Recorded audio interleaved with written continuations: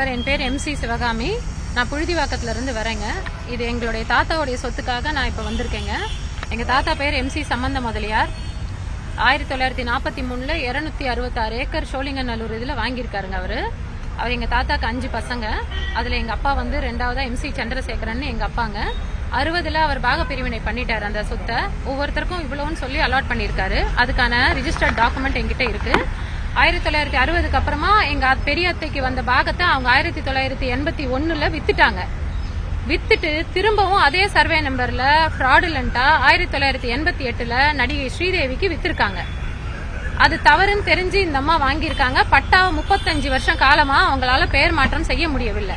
அவங்க இறந்ததுக்கு பிறகு அவங்களுடைய இறப்பு சான்றிதழ் இல்லாமல், அவங்களுடைய வாரிசு சான்றிதழ் இல்லாமல் போனி கபூர் என்றவர் 2023 ஜனவரி மாதம் போலி ஆவணங்கள் மூலியமா பட்டாவை பெயர் மாற்றம் பண்ணியிருக்காரு.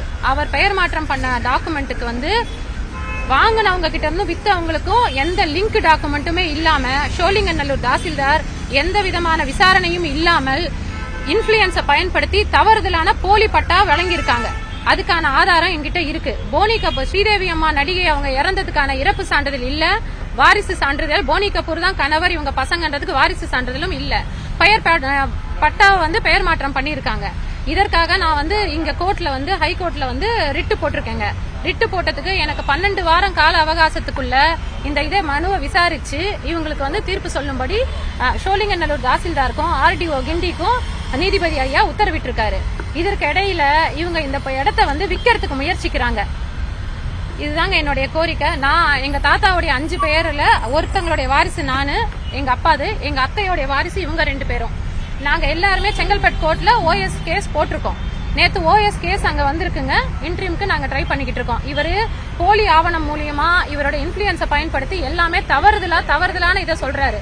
என்கிட்ட எல்லா விதமான ஆவணங்களும் ரிஜிஸ்டர்ட் டாக்குமெண்டா இருக்கு.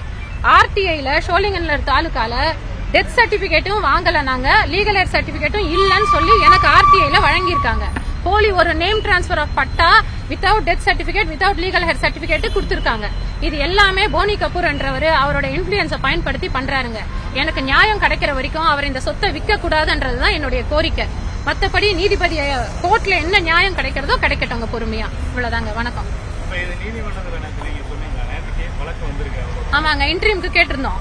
நேத்து இன்ட்ரீம் கேஸ் வர நேரத்துல இவங்க வந்து ரிட்டு இங்க வருதுன்னு சொல்லி நேத்து கோர்ட்ல ஓபன் கோர்ட்ல செங்கல்பட்டுல சொல்லும் போதுதான் எனக்கு தெரியும் நேத்து இங்க ரிட்டு வந்துச்சு அப்படின்றது.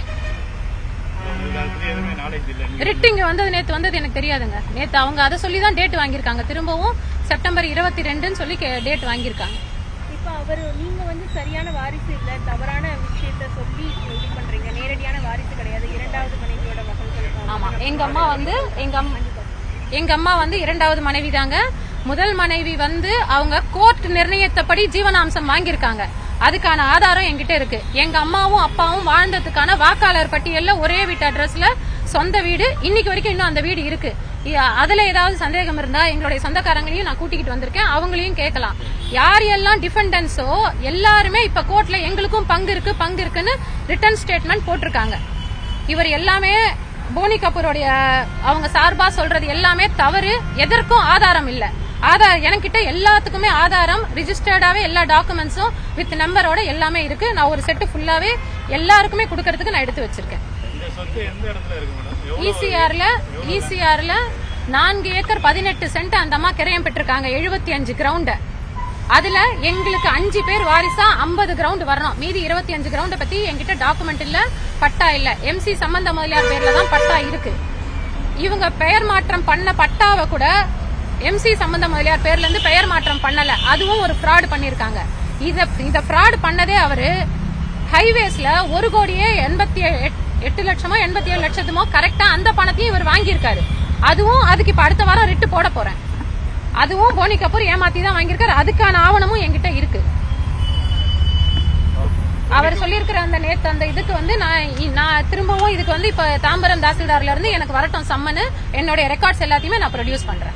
கபாலி தியேட்டர் கேஸ் நான் ஜெயிச்சிருக்கேங்க. எங்க வாரிசு சான்றிதழ் மூலியமா எங்க கபாலி தியேட்டர் கேஸ் எங்க பெரியப்பா பையன் எல்லாருமே எனக்கு அமிக்கபிளா எனக்கு பேமெண்ட் பண்ணிருக்காங்க. இது வந்து என்ன நேத்து போட்டிருக்காங்கன்னா இப்ப 4 வாரம் காலத்துக்குள்ள விசாரிக்கும்படி சொல்லி டிஸ்போஸ் பண்ணிருக்காங்க. மெரிட்ஸ் படி விசாரிக்கட்டுங்க, ஒன்னும் பிரச்சனை இல்லைங்க. அது நான் இப்ப எனக்கு 12 வாரம் போட்டிருக்க மாதிரி அவங்களுக்கு 4 வாரம் போட்டிருக்காங்க. அதுக்கான மெரிட்ஸ் அவங்க விசாரிக்கட்டும். ஆமாங்க, கண்டிப்பா அவங்களுடைய பேரண்ட் டாக்குமெண்டே தவறு. அதை வித்தவங்களுக்கு நடந்தது சொல்லுங்க. அதாவது அவங்களுக்கு வித்ததை தவறா மாத்தி வித்ததுனால அவங்களால அங்க எதுவும் பண்ண முடியாது. வேற அதை சொல்லுங்க. எங்க 5 பேருக்கு சொந்தமான சொத்தை, எங்க தாத்தாவுடைய சொத்துங்க, 5 பசங்களுக்கு சொந்தமான சொத்தை ஒருத்தங்க மட்டும் ஏமாத்தி வித்துட்டாங்க. பாதிக்கப்பட்ட மீதி 4 பேர் நாங்க பாதிக்கப்பட்டிருக்கோம். ராணியம்மாள் எங்க அத்தை ஒருத்தங்க மட்டும் அவங்க ஷேர் வித்துட்டாங்க.